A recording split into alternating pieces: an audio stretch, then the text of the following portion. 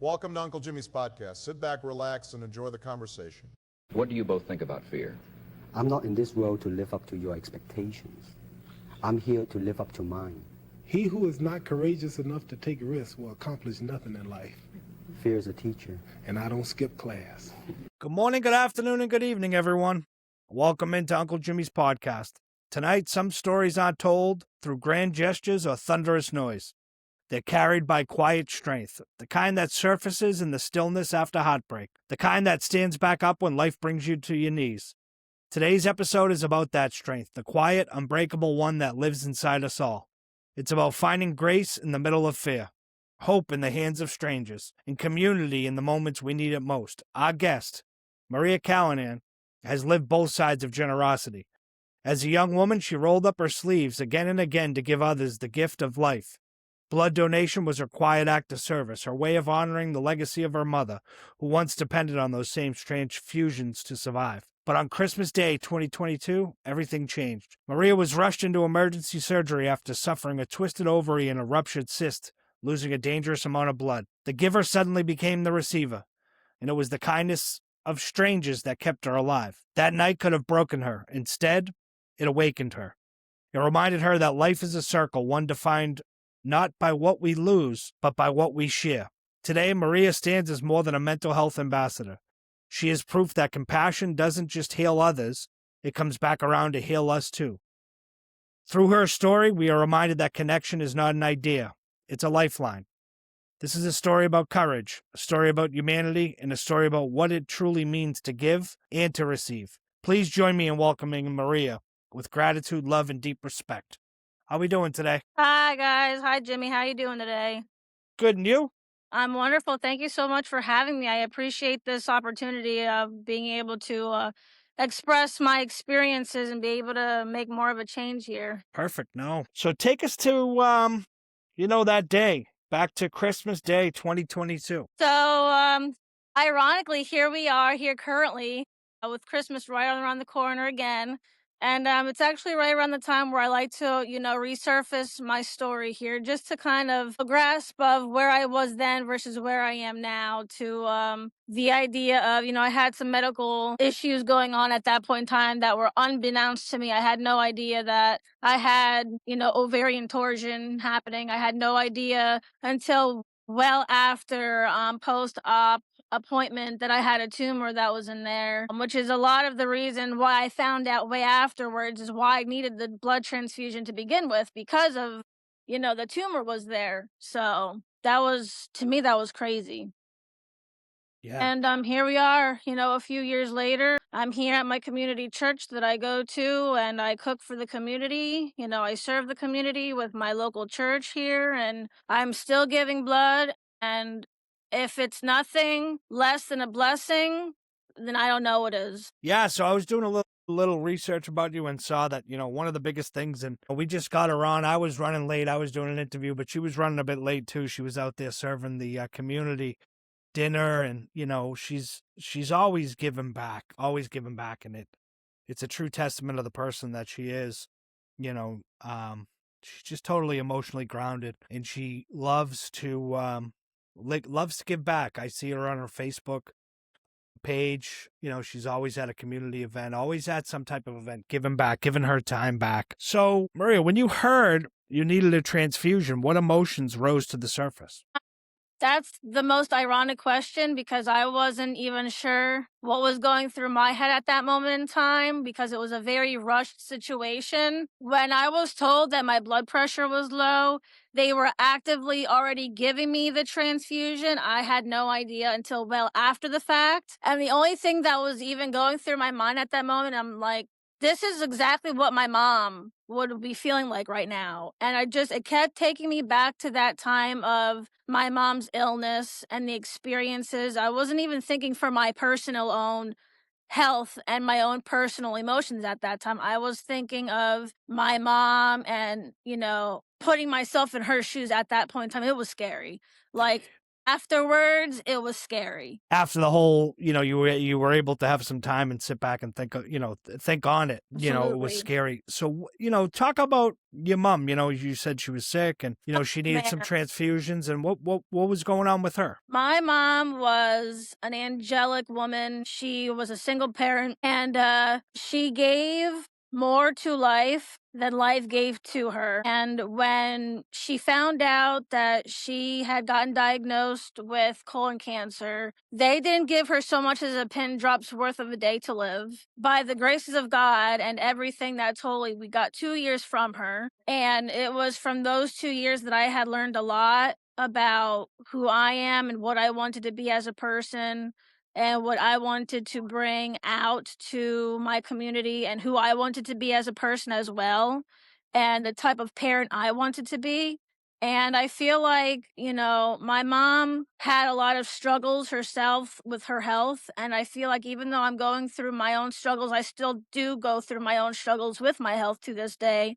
That I really just try to think of that she just kept putting, and she Yeah. never stopped. She never, if she could work through her illness, she would have, because that was the only thing she didn't do when she got sick, was to stop working, because everything else in life was normal for a very, very long time. She just didn't stop doing anything. Yeah.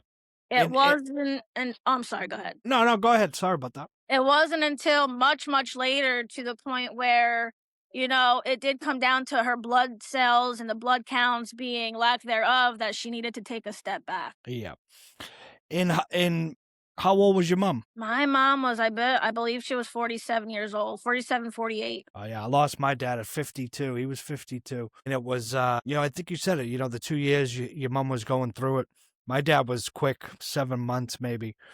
Diagnosis to death. And you learn so much, not just about yourself, but about, you have conversations that, you never thought that you would have to have so quickly, because time is fading and fleeting. And my grandmother, I'll never forget, she passed away of cancer. She was sick. But I remember we got a call to go to the emergency room that she didn't have much time to live. And we went in there and they had a tube. She was intubated and we said our goodbyes. And the next morning we went back to the hospital and she was fine. They took the tube out and she went home.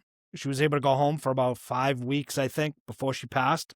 But those 5 weeks I had with my grandmother were the best 5 weeks I had with her in my whole life, and I had lived with her for a bit. And she was the best person I ever knew. But the hardest part is when you see someone that you love and you care about so much, going through cancer and being sick. It breaks you down. I know you try to be as strong as you can for your mom, like I was trying to be as strong as I could for my dad and my uncles that have been sick with cancer. It's tough, but you do learn. You learn so much, and you learn, almost about humanity, I can't agree more with that. and a lot of things that we take for granted, especially that time. Everyone thinks we have so much time, I dislike watches for that exact reason. It's so true, and I tell people often that, what we have to do is not worry about time and not worry about what happened yesterday or what's going to happen tomorrow. Just live in the present moment and send that text or send that email or make that phone call today that you're putting off for tomorrow, because Just it do may never it. come, Absolutely. You just gotta just do it. Yeah, If with it happened yesterday, just leave it yesterday. It doesn't matter. Today is a new day. exactly. And with the, holidays coming up on us, it can be a tough time for a lot of people, but, reach out to those that you haven't talked to in a while. Tell them you love them and, because life's short. Life can be very short. So after being a longtime donor, how did it feel to suddenly be on the receiving end of that same generosity? Oh my gosh, indescribable. I really don't have, it's just, I don't really even have words to put to it. I really don't. Yeah. It's Yeah. just endearing. It's just, you would think that someone in this position would have more than like one word, but when it comes to certain things, you can't put a word to it. And you gave blood so many times before, and just think about you being in that position, right? Now having to receive it, and you don't have words for it, You really don't. And like, honestly, like the one main thing too that would have, now that I'm thinking back on it, would have crossed my mind is like, man, where's my mom? Like, Yeah. I need my mom for this. Exactly, It's exactly. just my mom would just be sitting in a chair in the corner of the room, would just, "Hey, hi, honey, I'm here. Like, we're Yeah. gonna hang out," because that's the type of person my mom was. She was very upbeat, very warm-hearted, you know? Yeah, and you're It probably like me, you would look at your mom and, my mom's no longer with us, and you would look at her and you would know, hey, she's here. Regardless Mhm. of how bad it is, everything's gonna be all right because mom's in the corner. And that's the thing is, mom's loving touch, whether she's with you or not, it doesn't go away. No, It no, it's doesn't go away. no. So how did that experience reshape the way that you see your life and your purpose now? It has shaped me inside and out. It has shaped the way I think. It has shaped my emotions. It has shaped the way I parent and the way I live my life. It has shaped my mental health. It has made me think in ways far outside the box. And for that, I will absolutely be forever grateful, to be totally honest. Yeah. Yeah, mental health's a big thing. I think, I tell people all the time, and, if you're struggling with the holidays coming up and you're alone and you're by yourself and you don't have that person you can reach out to, you can always text or call 988. It's a number Absolutely. that can be used. And I've used it myself. I'm not ashamed to say, They're the best times. yeah, and it's somebody that, you can reach out to, whether it's 4 o'clock in the morning, 4 o'clock in the afternoon. Someone will always, if you call, they'll answer. Or if you text, they'll text you back. Absolutely. I'm one of those on those lists of if you need someone to call, just call me. I don't care what Exactly. time. There is no time. Yeah, I I don't care think that's the what's beginning of all this too. There is no time. There is no such thing as time yeah. here. And you're It's probably like just me, you're like, it doesn't matter if it's 4 o'clock in the morning, 2 o'clock in the afternoon. If something's going on, you really need me, call, text. I'm here. I'll always be here, until I take my last breath. And that goes for, people in my life that have done me wrong, people that, I don't talk to. My phone's always on, always. absolutely. Always. Wherever you're going through, I can say I'll always be that person that will answer the phone to make sure you're okay, you know? Absolutely. So, did your understanding of community or human connection change after that night? Yeah, it really did. Because before that incident, I was very to myself. I kept a specific group of friendships. I just had my specific group of people, and that was that. But since then, I am so much more open to friendships. I am more open to my community and accepting. And in that ways, I mean, people tell you all the time, call me if you need me. And I would technically never be the person to do that. Like, I will Yeah. deal with my things in my own way, in my own time, in my own space. But in learning and understanding that I do have a community and that they are equipped. They do have the resources to help you in whatever ways that you need that help. And I think by accepting the community into my life and receiving the help that my community has brought to me has really helped me with, my friendships. I have gained more friendships. I have gained to be more trusting with people. And I think as a person in general, especially when you're dealing with chronic depression in the way that I do, it's Yeah. Yeah, and you also have the community too now, not just, your friends or, and it's so touching to see the amount of time that you give back to the community. Like you said, you just feeding the community now, cooking and feeding the community now. Yeah, my mom was very adamant during her in between illness time from diagnosed to, the time where she was no longer able to communicate of being afraid of being forgotten.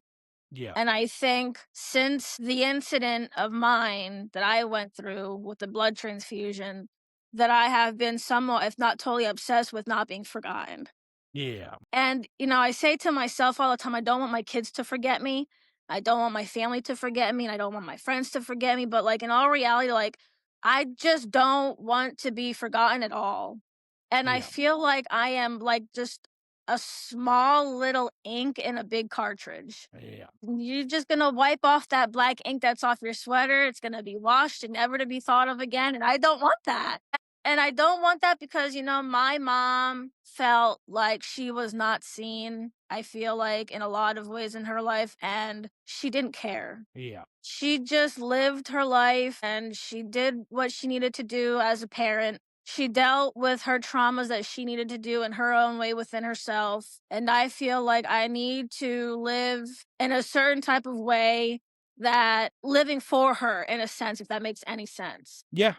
Yeah. Living with a heart full of love and compassion and living with purpose, purpose to, Yes. carry on the legacy of your mom, carry on the spirit of your mom of giving back and giving back to the community and giving back to your family and, being that positive female role model for your kids and, being that person. Yeah, I do. I strongly am a big advocate for community and making sure that if my voice hasn't been heard, at least you see that there are resources and that there is help and that there is family and there is warmth. Yeah.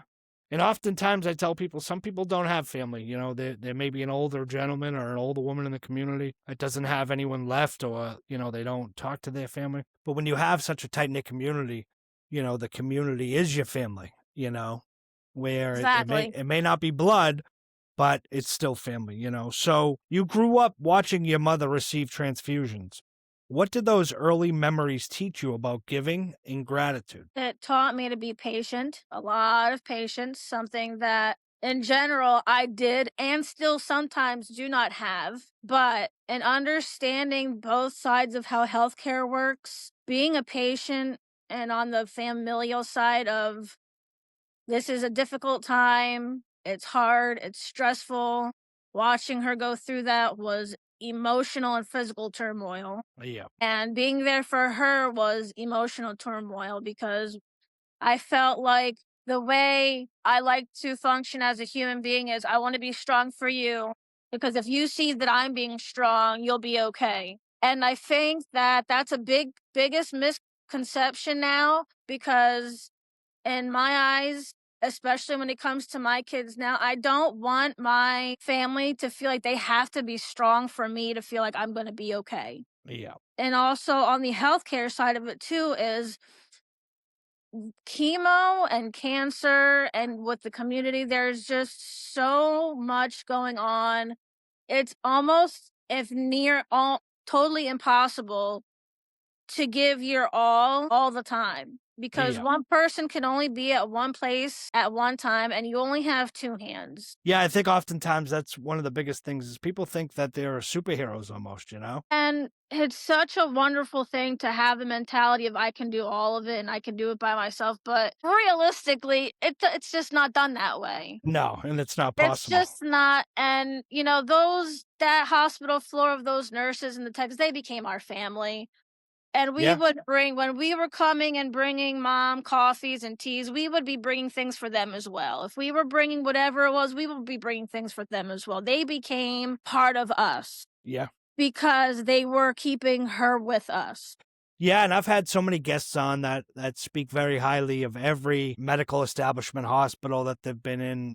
And the biggest thing is they always talk about is from the people that come in and clean the rooms all the way up to the doctors, nurses, staff, everybody becomes essentially family, They especially are. when you're dealing with so much.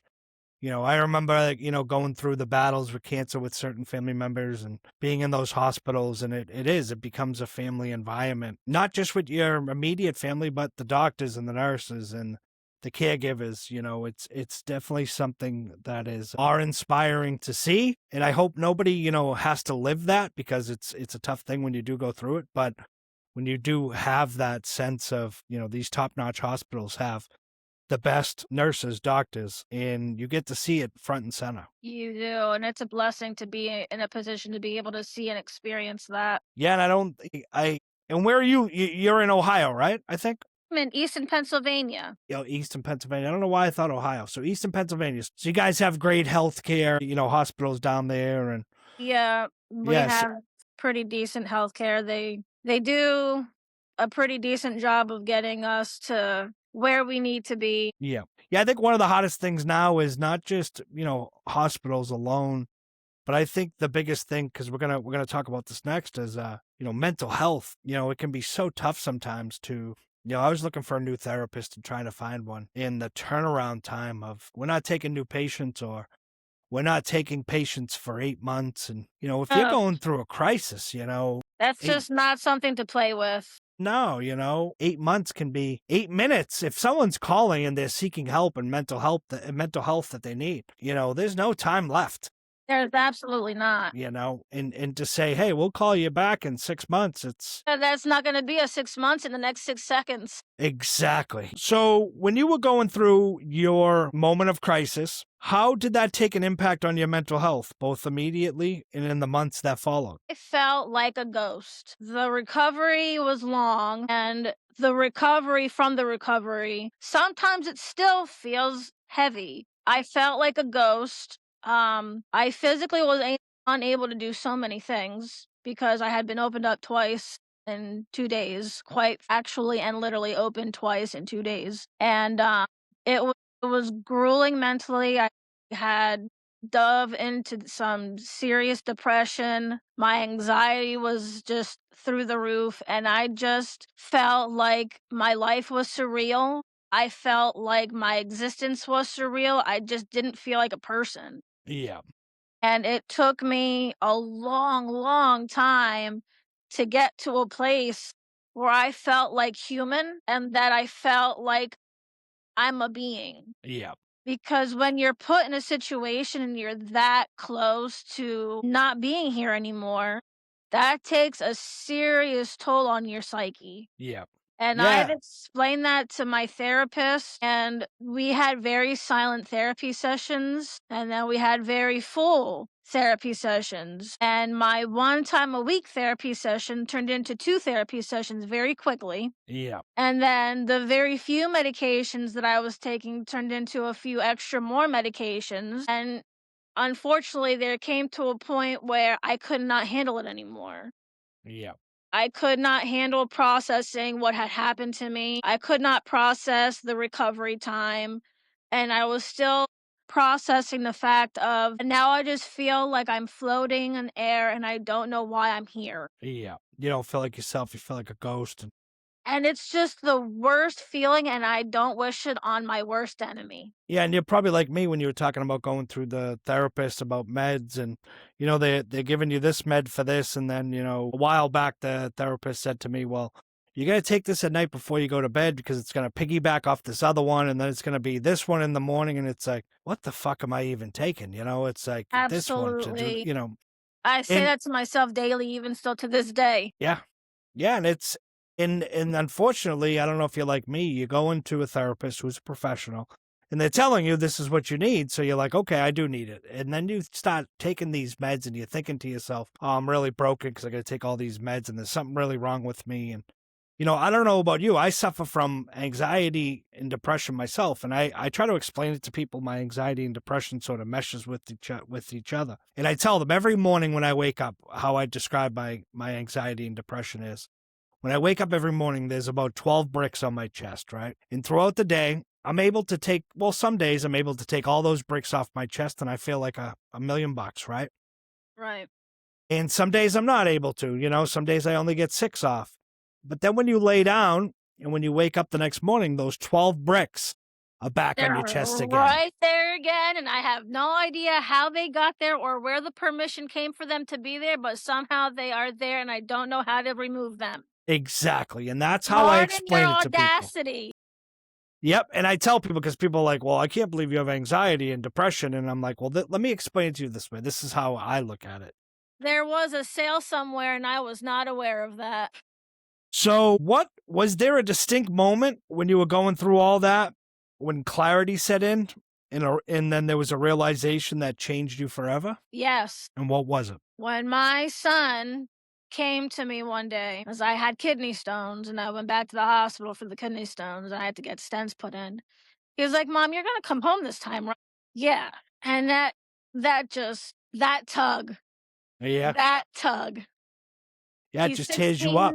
He's 16 now, but I have a very difficult time with telling him that I'm sick, even if I just have a cold. I Yeah, have a difficult time telling him that I'm going to the doctor because anytime I'm sick of any type, he goes, Mom, you're not going to die on me again, are you? exactly. He just has that in the back of his head that, you go to the doctors and It's it's just, I can't imagine being in those shoes of his at that age at that young because age. I was grown when I had that situation with my mom. I was grown. Yeah. My son's only 16, and when that happened, he was only still a young teen at that moment. Yeah. 13. Yeah. So that was just a whirlwind of how do I deal with this? How do I feel about there was no time to think. There was only time to act and speak. And I think that's where I get the energy that I get to do everything that I currently do.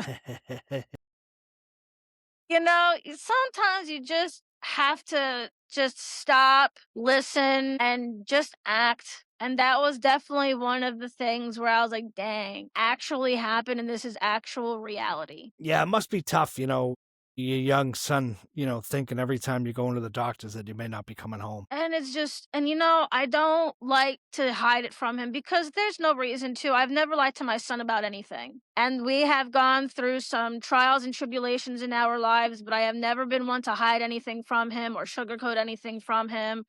Maybe tell him in ways that he will understand or in a way that's appropriate for him to comprehend. But we talk about it still to this day. But it gets easier accepting it. It gets easier understanding it the more that I talk with him about it. Yeah. Yeah, it sounds like, like you said, talk with him, not at him. Exactly. Yeah. Yeah. So why is giving back to your community such a cornerstone of who you are today? Because it's in my family's blood. My grandparents gave back to their community within their church. My parents gave back. My mom worked in a hospital and she gave her all. It's just, and continue, I'm sorry. It's in your DNA. It's just in my DNA. Yeah. Yeah. That's all I can say. So what would you say to someone who's never donated blood about the quiet power of that act? Just do it because you're going to save someone's life who don't even know they needed to be saved. Because that's exactly what happened to me. Yeah, and you never know, whether it's a car accident or someone, like you had your medical condition. You never know when just someone's going don't. to need blood, Just do it. It doesn't take long. So how do you use your personal story to spark hope and encourage others to step forward? I record everything I do to a point, obviously, within reason.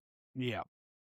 I enjoy when I come and I cook and I serve the church community. I record the meals that we make and I love doing it. It brings me closer to peers. It brings me closer to my friends. It gives me an outlet emotionally and mentally. And, it helps me sleep better at night knowing that within the small things that I can do to help people who have a lot less than I do know that they do have a little more and that I had something to do with it. Yeah, no, that's awesome because a lot of people don't give back. A lot of people don't. They get stuck in their ways. I'm not saying that they're selfish for not giving their time or anything like that. But if we all did one act of, feeding our neighbors or feeding our community once a week, would be a better country, would be a better world.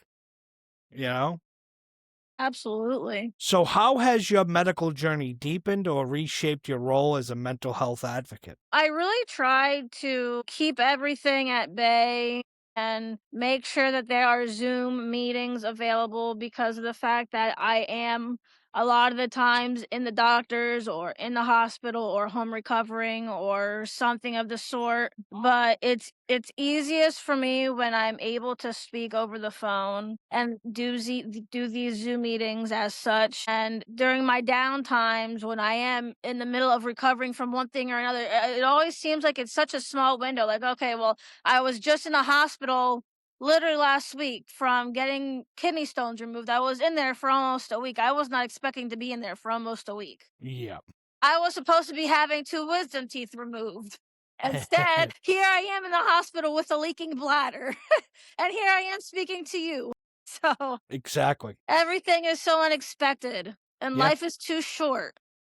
It's too short. Definitely is. So, a couple more questions. If you could whisper one message to someone listening who's silently struggling, what would you say? I love you. That's I awesome. tell everybody that I love them, whether I've known you for a minute, whether I've never met you a day in my life, or if I've known you my entire life. I tell everybody I love them. Yeah. No, that's powerful. That's powerful. So since that day, how has your outlook on everyday life changed? It's changed for the positive. I used to have a very negative, even possibly like minorly pessimistic outlook on life because of the situations that I have had to deal with in the past and the tribulations that I have had to live through, and really try to just move past that and live a better life and bring out a better version of myself and find a better version of myself that I never knew was there. Yeah, you never knew existed. And it's just it's wonderful. It really Yeah. is. So what impact do you hope your story leaves on people, especially those walking through their own storms right now? Don't give up. Don't stop. Even if you're exhausted, don't stop. Don't ever stop. That's perfect. So I got one more question. If you could speak directly to the anonymous donors who helped save your life, what would you say to them now? Well, lucky for me, I got to meet my donors. Okay. There was a whole event for it. It was a young lady and an older lady, both incredible individuals. And I had the opportunity to meet, speak with them, and give them hugs. And when I tell you that it was incredible and I loved every single second of it, that was the best thing ever that I could have asked for. That's awesome. That's awesome. So And I couldn't have asked for more, because not everybody gets that opportunity to meet their blood donors. yeah, I can only imagine what it was like. So Maria, I just want to thank you for coming on, sharing your story. So your story feels like a heartbeat, a gentle, steady reminder that strength isn't loud. It whispers. It heals.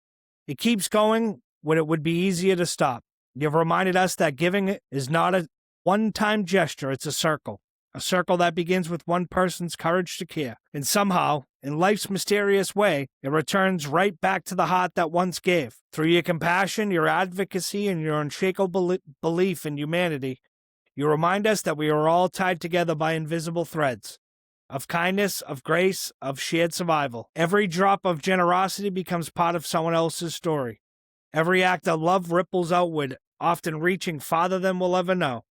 And every person listening today holds the power to be that bridge between fear and hope, between loss and renewal, between one ending and someone else's brand new beginning. Maria, thank you for showing us what it means to give without question, to receive with grace, and to live each day with a heart full of gratitude. Thank you so much, Jimmy. I appreciate your time. Thank you so much, Maria. I just want to say one more thing. I love you, kid. Merry I love Christmas. you too. Merry Christmas. Merry Christmas. Happy New Year as well. You as well. Thank you so much for sharing. Peace and love. Uncle Jimmy out. Bye, guys.